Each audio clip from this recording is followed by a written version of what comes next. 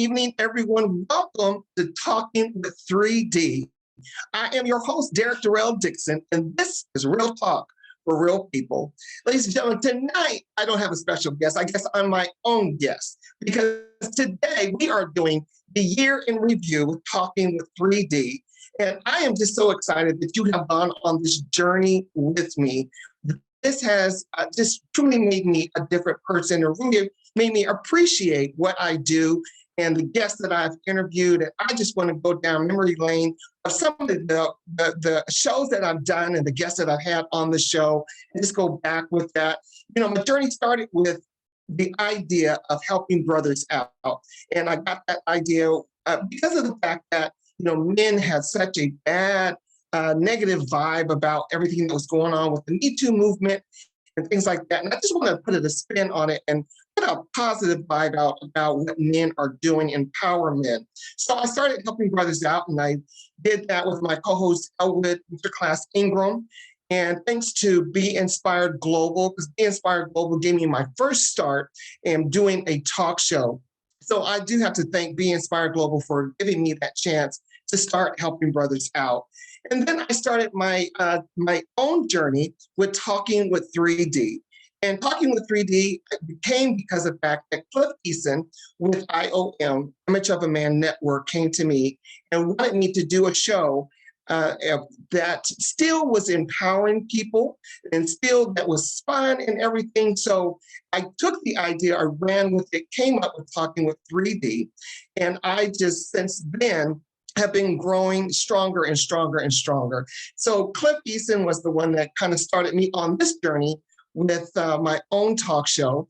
And I am very grateful for everything that he has done for me and inspired me to do so. So I had to have my first interview had to be Cliff Eason with IOM, Image of a Man Network, to start this, like, it was my kickoff to Talking with 3D. So again, we're just gonna go down memory lane with Talking with 3D and just see some of the interviews that we did. But the very first interview, again, was with Cliff Eason of IOM. So just sit back, relax, and just kind of watch some clips of Talking with 3D with Cliff Eason, IOM Network. During the time that coronavirus happened, it's always been a dream of mine to do something to impact our men of color. Okay. And so during the coronavirus, when it first started in a part of February of 2020, man, I started seeing a lot of stuff happening, and I always got irritated about the stories of our men. All we see on TV is the negative stuff. The stories that are told about our community have always been negative. Right. The things that we hear, see, even may experience. We never hear, even in some of the storytelling in Hollywood, they never tell the positive end about us. And why when you say that they don't tell the positive end of it, you know, why do you think that is? Because a lot of times I think that, you know, when we do say that, is it because you feel like that we are kept in captivity? You know, why do you feel that, you know, they don't show that positive side? I believe they don't. Well, I believe they don't show the positive side because we're already stereotyped. Okay. You know, as Black men, we're stereotyped. Whether you're gay, straight, bi, whatever you are. And you're still a Black man. It's not about sexual orientation, right? Because here's the thing. Before I identify what I do, I have to identify who I am. Right. And the first thing is that we identify as men first before anything else. And it's going to be a straight up talk show. So we identify mentally and spiritually as men. Physically, we identify as men because we have something between our legs. Okay. That's physical. Right. You see what I'm saying? That's right. That's the separation part. Now, when you start going into other layers of who I am and what I do, then that extends you as a man and what you have decided to do because we have the power of free will. See what I'm saying? So back to your question, you always can bring me back to the question. but the thing is, Derrick, is that Hollywood, I believe, has stereotyped us because I think it all stems back from the beginning of time, before slavery. I think Black men, men of color, however you want to identify, Africans, Egyptians, we have always been stereotyped and always been a threat. And I think what happens is that once you are able to intellectually speak to people, when you're able to create, we creators, men of color are creators. Our women are creators, so we're creators. We created science, we created math, we created not created science, but we created math and how they built the pyramids in Egypt. All of that was done by Black folks. Right. You see what I'm saying? And so I think that has something that's been taken away. And I'm not saying people are racist. It's just stories that have not been told. So we want to change the dynamic of those stories. And another thing, Derrick, Hollywood has created that. You know why? Because our communities, man, when we're on Facebook and we're fighting each other, we're cussing each other out. We're on Instagram showing our behinds. And I mean, do what you do. I'm not judging. But what I'm saying is that we have to control the narrative. Whenever you give someone power to control your narrative, they can take it and shape it and do what they want to do with it, with or without your permission. So I think that's what we're doing here at IOM. We're taking back that narrative and we're going to tell our own stories. We're going to relate to one another. And that's where we are right now. And my next guest was the cast of The Life of an Alpha Male, directed, produced, and written by David Lloyd Marcus. This was a fun interview, especially because Awesome Amin kept moving around all over the place trying to find him a spot to do the interview. We couldn't even keep him seated. So that in itself gave me an opportunity, like, okay, how do I handle this? What do I do? How do I just keep this interview going? And we did, and we made fun of it. We made light of it. It was a great interview. Also, I was in the movie. The movie is doing great. So here is a little bit of the interview that I had with David Lloyd Marcus and the cast of A Life of an Alpha Male. Now, David, your lead actor has finally sat down. Finally, I'm here. He is in the house, ladies and gentlemen. Can you introduce your lead actor? My lead actor, who just finished doing MTV Cribs. Awesome. I passed it to Awesome, AKA Mason Kane. Mason Kane, Mr. Awesome, how are you doing? You finally found you a spot. Looks like you in Florida somewhere, but don't move. You stay right there. Right. All right, sounds good. Can you hear me? We can hear you, we can see you, all that. All right, sounds great, man. I'm super honored and humbled to be a part of this program today. I finally got a chance to sit down, man. So what's up? What do you want to know? What's going on? Life of an Alpha Male cast. We in the building. What's up? What's up, everybody? Chilling, man. So good. Building, you outside. Right. So listen, you are the lead in Life of an Alpha Male. So tell us a little bit about your character. Oh, wow. Mason Kane, Life of an Alpha Male. Somebody that I can very much relate to. Once I saw the character breakdown and everything through Jay actually put me on with the audition, and just reading the character breakdown, it was just something that I could definitely relate to, but then I could also, I see it in so many others. So my version of an alpha male would have to be someone who's just, super strong, super protective, very forefront with what they want in life. They're not afraid to speak and say things when they need to be said, even if it's against themselves.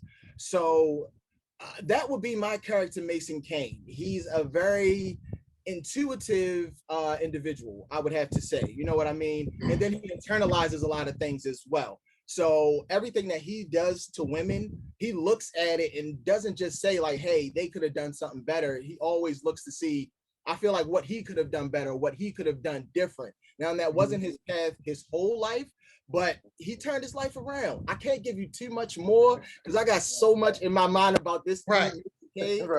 Right. That's a little teaser for you right there about him. Well, let's not talk about Mason. Let's talk a little bit about Awesome. So Okay. you say that because you pull a little bit of Mason King from Awesome, that you are the alpha male. Right. So I believe so. What does Awesome do when he has to fix a situation, get out of a situation? What does Awesome do? The first thing I do, like I said, man, is I look at myself first, man. I always play devil's advocate, like in any situation, like even a friend telling me something wrong or a situation that they had with somebody else, I'll be like, okay, did you think about what you did or what you may have done to make them feel this way or cause that? So I kind of do that for myself in all situations too. So it's not really, I wouldn't say getting out of it, you know what I mean? I kind of try to just take an introspective look and think, you know, what's the best outcome for everybody? And I think that's a very important factor of being an alpha male, is being a king. And a king looks out for everybody else first before they look out for themselves most times. You fixed that up really well. Good job. I am an actor too. I don't know if you Yes, you are. And in scene. Good job. Right. Good job. That's what's up, man. I approve that message. Awesome. Listen, tell me about, have you been in feature films before? Have done feature films before. One of my favorite feature films was actually with Edwin Maker. We did a film a couple of years ago that I really enjoyed doing, where I played like a football star going through some things in the hood, kind of like a Boys to the Hood, but it was a little bit deeper than that. It wasn't just surface level. I really enjoyed doing that one.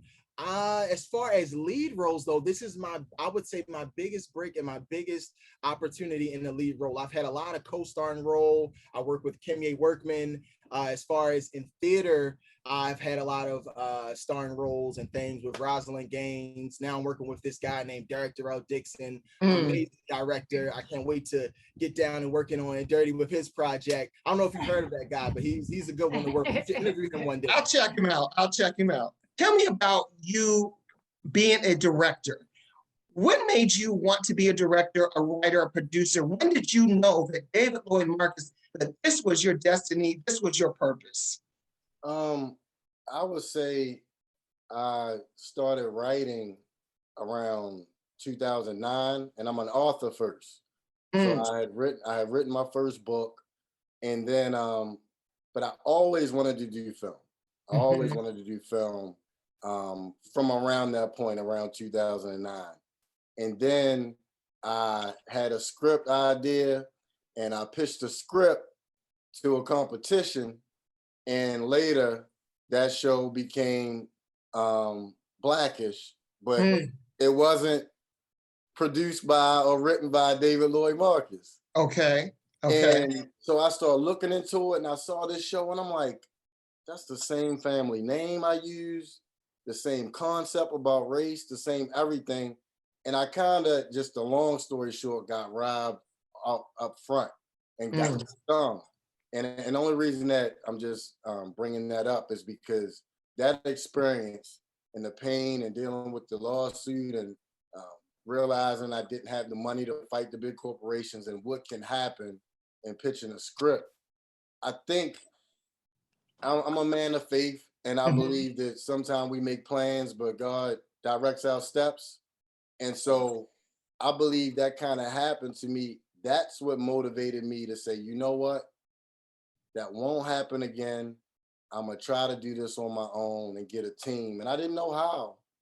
Right. Now my team is growing. I love it. But now I'm directing my own. This is my second feature film, and I'm loving what I do, creating my own stories and learning the game as I go along. My next guest was my friend.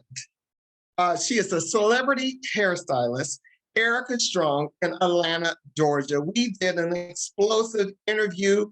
It was a tell-all interview. She told us about the book that she had written, being a life coach, everything that she has done in her life and where she's at now. So I was just honored to interview my friend, Erica Strong. It was really a riveting conversation that we had. It was honest, it was true. So I just want you to sit back, just watch a clip of what we did with Erica Strong in that interview. Love strong, stand strong, finish strong.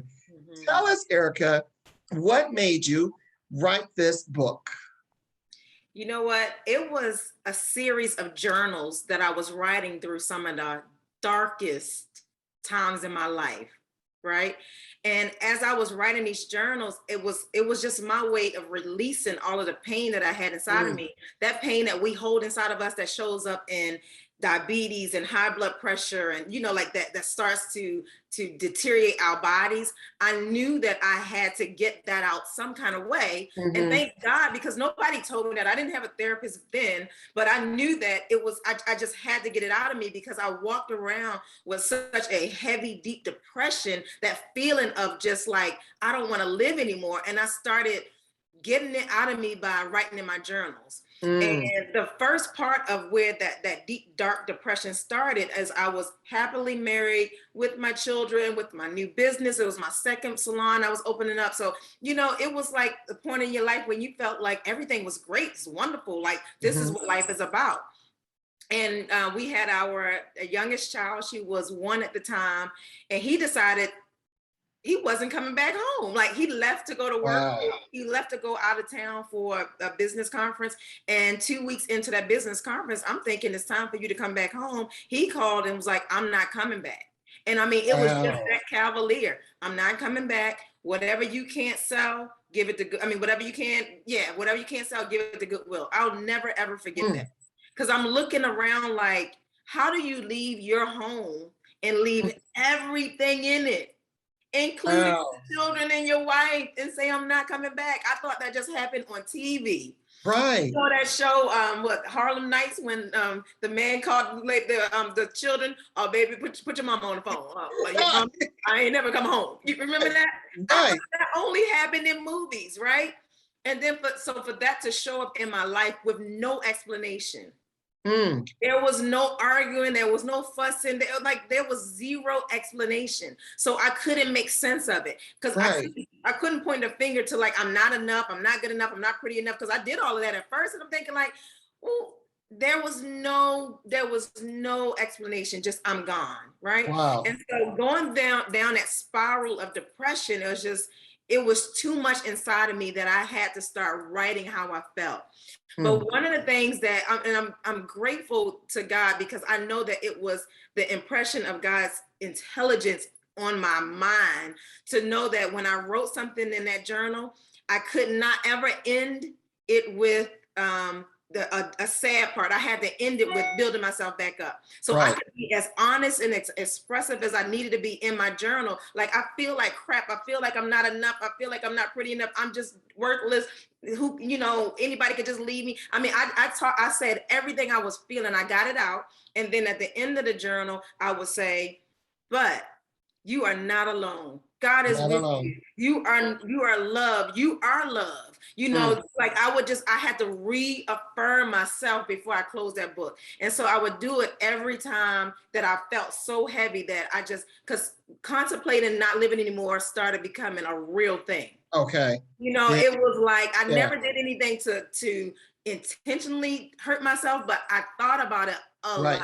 And that was a powerful interview with my friend, Erica Strong, right there in Atlanta, Georgia. Listen, we're going to come back with some more exciting interviews that we've done right here on Talking with 3D. Don't go anywhere. We'll be right back.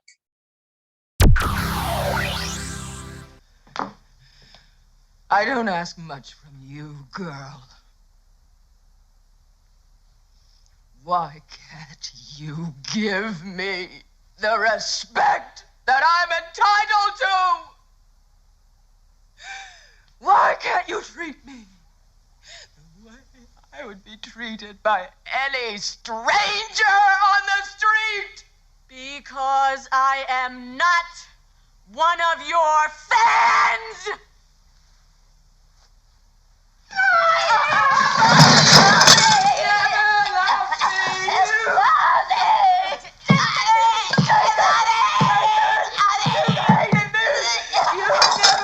And ladies and gentlemen, we are back. Again, thank you for tuning in. You are watching Talking with 3D, where real talk is for real people. I am your host, Derrick Durrell Dixon. And we're just going down memory lane talking about all my exciting interviews. I can't get all of them in, but I'm just getting in, just touching you with just some of the things, some of the great, exciting people that I met. So again, I appreciate everybody that I have interviewed. So again, thank you so much to everyone that's been a part of Talking with 3D. Listen, my next guest that I interviewed was from Chicago, Karla Davis-Luster. I tell you, we had so much fun doing this interview. The one thing we didn't do on camera, we did off camera, is that we had this thing about peanut butter. So we just had a great talk and bonded just over just simple little things. But she was a great interview. Her name is Karla Davis-Luster, and we talked about her new book, The Woman Tells. So sit back and watch the clip of Karla Davis-Luster. Yes. And 50% of marriages in the U.S. end in divorce. 50%. I think my personal opinion, and it's merely my opinion, I think that we don't take the time to really get to know the person up front, know about the person, know everything about the one that you're going to be committing to, and suggesting that you're going to spend the rest of your life with them. Here's the biggie. What I will say is that you can't know another person or get to know another person without knowing yourself. I think it starts at home. It starts with self-love first, knowing yourself, knowing your likes, your dislikes, what you are looking for in a mate, being very positive about it, and just like making some decisions on things that that you need in your life. Be able to communicate that up front to the person that's possibly going to spend the rest of their lives with you. Here's the deal. I don't think that people spend a whole lot of time doing that. I don't think that they spend a lot of time communicating their deal breakers and communicating the things that they like or dislike. They're so in la la land and probably in love with the fact of being married and in love with the fact of love that they don't take the time to actually do the homework to get the right person, and I think I really think that the percentage is even higher now during COVID. It's higher during COVID. So my personal opinion is the communication is not there up front. You need to get to know yourself first, and most people don't do that, to know how to communicate to a person how to love you, and then therefore how they need to communicate that how to love them. So it's just a whole lot of stuff going on, but I think it's a lot of communication things. And ladies and gentlemen, the next interview was just such an interview that I could not wait to do. It's with LiLi Washington. And LiLi Washington, I'm telling you, has really inspired me just to be who you are. I've now seen her in commercials. I've just seen that now she's also going to be doing an ad campaign for Target as one of the first transgender to do an ad campaign for Target. So I am so honored to be able to interview LiLi, kind of get a little bit about her life and everything. So sit back and watch a little clip about her life. Her name is LiLi Washington.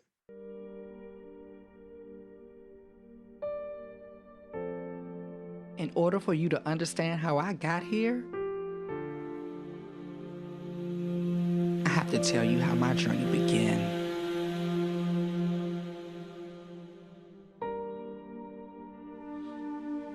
I always knew I was different. So did everyone else around me. My family, the kids in the neighborhood, even strangers saw it. But rather than show an ounce of compassion for the boy who didn't fit in, they let their feelings be known. Give me that damn doll. Dolls are for girls. You're a sissy. Always playing with that doll. You don't like sports? Hey, why can't you be more like your brother? I heard every hurtful word. Too young to know the price I would pay for the damage others did to my self-worth. Or to understand that this was abuse. You've been going to mama's closet. He's just confused. Take my heels off. You're embarrassing. What are you, gay or something? You a faggot? Hey, money going out. I'm gonna die. Bitch boy. You wanna be a bitch boy? That's just nasty. I wish I could say I grew out of it. But as I grew older, the torment only got worse. It wasn't until I was an adult that I found something I can do about it. And in the privacy of my own home, I found lots of ways to take the pain away. I gave every one of them my full attention. They took my pain away and seemed to silence the haunting voices I heard. Every time I closed my eyes,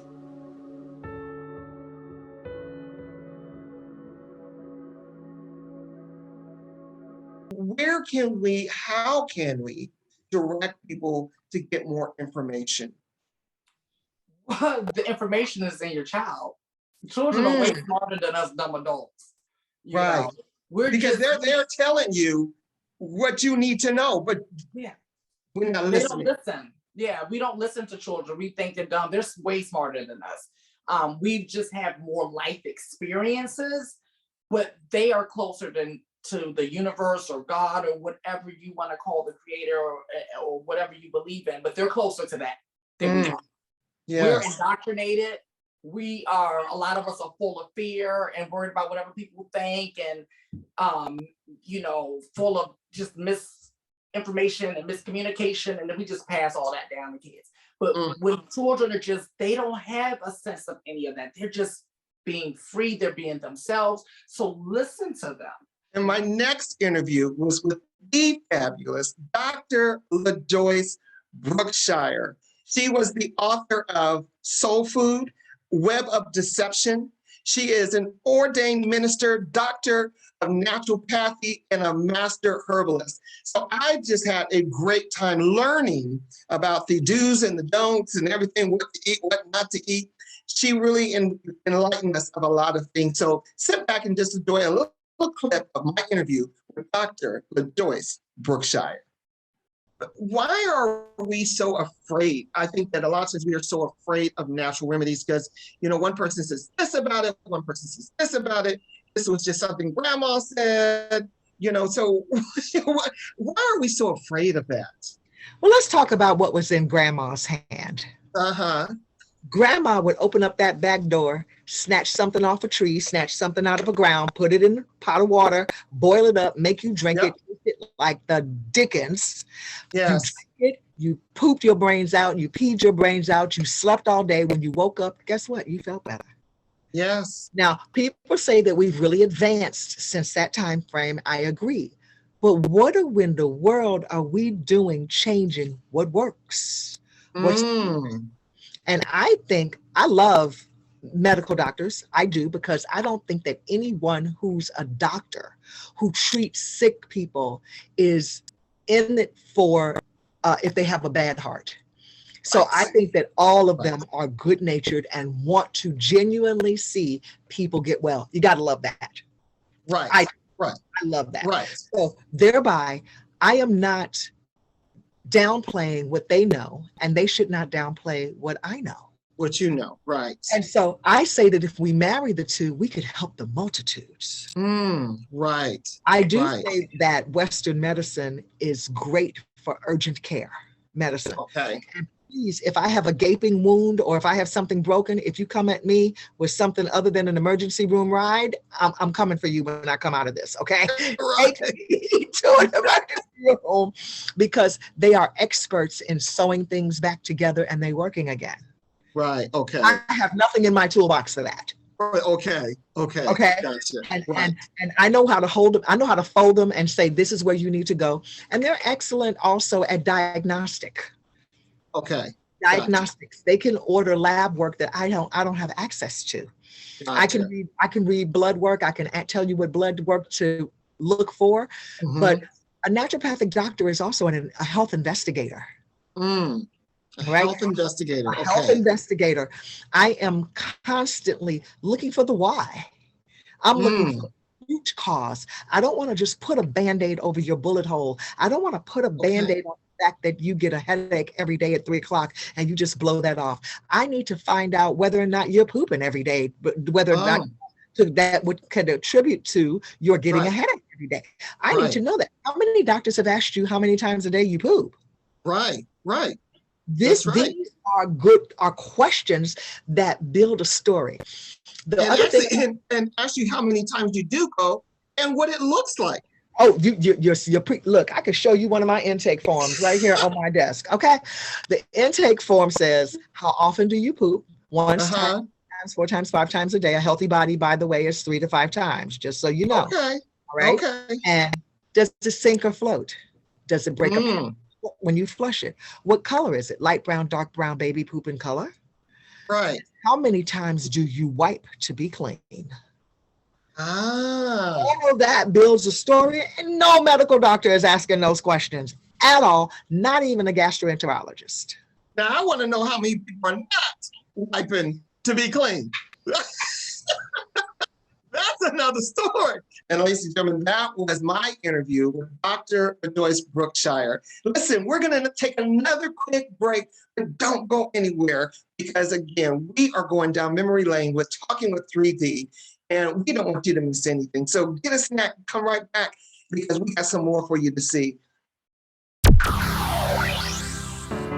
But you can fake your way to the top, round and around. Try that part right there, baby. Round and around. Fake your way to the top. Round and around. Yeah, you fell right in there, didn't you, sweetheart? You can fake your way to the top. Round and around. I knew you had it. But it's always real, so real. Always so real.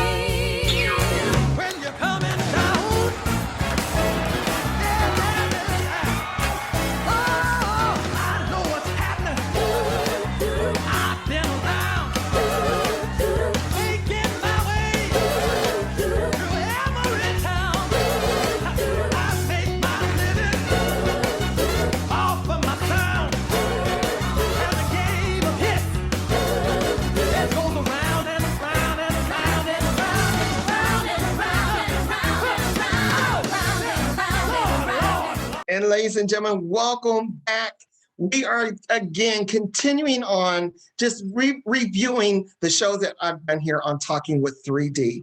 And what a great show that this has been. I interviewed my next guest, Thea Washington. She is a casting director right here in the DMV Baltimore area, and she has been putting people to work. And the interview that she gave us of learning how to be an actor and what to do to be an actor and everything was just so inspiring, taught us a lot of the do's and don'ts. So sit back and enjoy this interview with Thea Washington. Tell me how you got interested in being a casting director.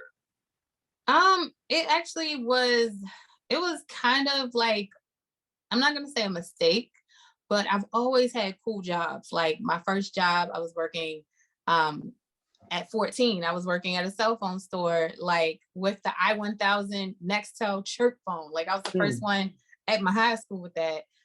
Then I worked for Sony at like 19. So I thought I was gonna be in the music industry. I thought I was gonna be Diddy, all that stuff. But then I got another dream job working in a brokerage firm in the beauty industry, like representing products and presenting them to Target, Walmart, CVS that I grew up using. And I thought that was it. Like I've always had amazing fun. Like I've been blessed in that area, and I'm always grateful to have jobs that I love, except for when I worked for the courthouse. I did not love that. Okay. But I was working on a television show. So when I left the brokerage firm, I wanted to like open a thrift store. I just was like obsessed, like I'm gonna make it happen, turned into a stylist. Then I did, my son said big dreams. But he's your publicist. He is something. So I started getting like huge commercials like Cam Newton, Alexander Ovechkin, and my work became in the African American Museum for styling, and I got signed and all of that. But I was like, this is a big hit once a month. How do I get this longevity? So I got on a crime show similar to For My Man. And I came on as the stylist. Then the casting person quit.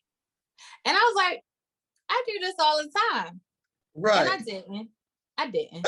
But and it just, I ended up doing the styling and the casting. Then people didn't want to come, like the crew members didn't want to come work. So I was like, okay, I'll process the checks. And then I started crewing up the people. Then, you know, it was a very small team. Me, Brian Graham, it was a little bit of us. When most shows have like 15 people, it was 3 of us doing the entire thing. Wow.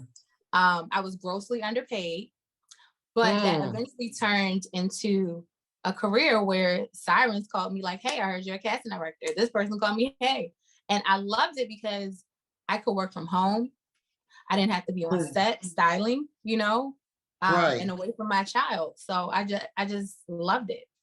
And that was my interview with Thea Washington. My next interview, I had to save for last for 2021. And that is the producer of Talking with 3D. I tell you, our journey through this year has been nothing but, you know, fireworks going off, ideas rolling off of each other.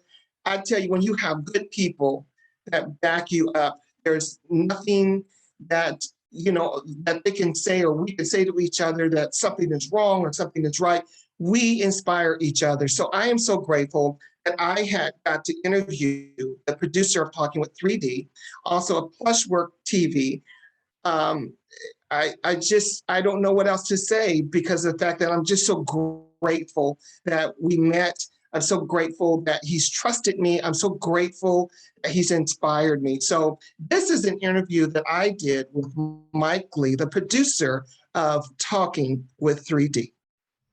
Give somebody that is listening right now that is striving to, you know, a lot of people want to be in the entertainment business. They want to start their own talk show. They want to start their own podcast. And they get in a rut or they don't connect with the right people. What advice would you give that person that's listening right now? I've been there. So my advice is everyone is brought here to do something, not the same thing. They're here to do what they're supposed to do. God has a light. Everyone travels around with their own little light. Yes. Stay in your light. Stay in your light. Anyone else's spotlight. That's not right. Stay in your light and never let anyone tell you what you need to do. Don't change the color of your light. Don't change the hue of it. It is your light. The universe gave it to you. We're all brought here with something special to give. And you might not be an actor or an actress. Maybe you're good at customer service. Maybe you're good at something else, being a doctor or lawyer, or you're good at driving. Find what you're good at.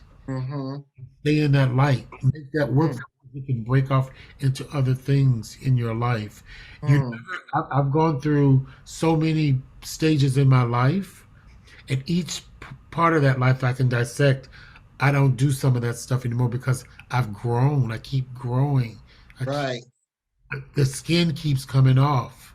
I keep growing. So I tell people, be consistent about your passion. Consistently do what you do. Consistently be in the, if you entertain and you sing, dance, act, do all that stuff, do it and do it all the time. Don't just do it 2 or 3 months out of the month and then you want to get back to it. If you are a singer or a dancer, do it. You cannot be a singer if you're not out singing. That's right. You're not a singer. That's right. You've got to work your voice. Yes. But if you are a dancer or a singer, go do it. Go do it. I like that. Find a way to do it. But never let anybody change your light. Stay in your light. I love that. I love that. Stay in your light. Stay in your light. Because that light is only shining for you. That bulb is got your name on it. That light. Yes. And I just believe that because I've had so many other people to tell me, go down that road or go down that road. If that light, if your light ain't shining that way, and you're so passionate about it, and that road ain't right, stay in your own lane, in your own light. And ladies and gentlemen, we are back. That was my interview with Mike Lee, the producer of Talking with 3D. And again, so excited to work with Mike Lee and everything that he has done for me, for the show, and the way that he is pushing me to do better and to be greater. And again, you always need somebody like that in your life. You always need someone. The years that we've gone through, the last 2 years, going through this thing that we keep calling COVID, and I keep saying that if we stop putting it out in the atmosphere, maybe they'll go away. But as long as we keep giving it life, it's going to be around. So we have to learn how to speak some new things when we go into 2022. We don't need to keep bringing in the old things from the past. We need to start talking new things, and we need to start creating new things, and we have to give positive energy to what's going on around us. So I'm excited for what we will be doing in 2022, what I'm going to be doing in 2022. I'm very grateful for every single guest that's trusted me, that's believed in me to interview them. And, I always want to inspire people. I always want to push people to their next level. So it's been a roller coaster ride, because sometimes you don't know if people are going to accept what you say or what you do, but you have to keep going. You have to keep looking forward, because at the end of the day, if you go to sleep thinking about it and wake up thinking about it, you are doing what you are destined to do. Thea Washington always, it sticks in the back of my mind. Thea Washington says that if you stay ready, you don't have to get ready. So always stay ready for your next adventure in life. Start speaking some positive things in your life. I'm so excited for Talking with 3D for 2022. We're going to have some new shows. If you want to be a guest on Talking with 3D, all you have to do is just email me, talkingwith3d@gmail.com. We're going to have a new look, new shows, new guests, and a couple of little surprises. You never know. But we will be doing all of that. I want to really engage my audience. If you have some ideas that you think of something for me to do an interview for, holler at me. Let me know. And then we'll see what we can do. But ladies and gentlemen, again, thank you so much for going on this journey with me. I've only just begun. So just don't think that this is it. I've only just begun. We're going to be doing some bigger things, some greater things. And again, I thank you. I thank you for supporting me, for keep pushing me, and for just backing me and inspiring me to be the great part of me that I should be. So again, thank you, ladies and gentlemen, for always tuning in. The numbers have grown, they're up and everything. So that is, inspiring to see as well. So thank you for going this journey with me, Talking with 3D. But again, it's only just begun. So we will be seeing you in 2022. Have a marvelous, happy new year. Be safe and go out, love on somebody. I guess you're supposed to go out and kiss somebody on your first new year. I guess I'll be kissing my kids. That's who I'll be kissing. Because all this other stuff going around, I ain't kissing on nobody. But listen, y'all going out there and have a good time. Be safe. Happy New Year. And we will see you right here, Talking with 3D in 2022.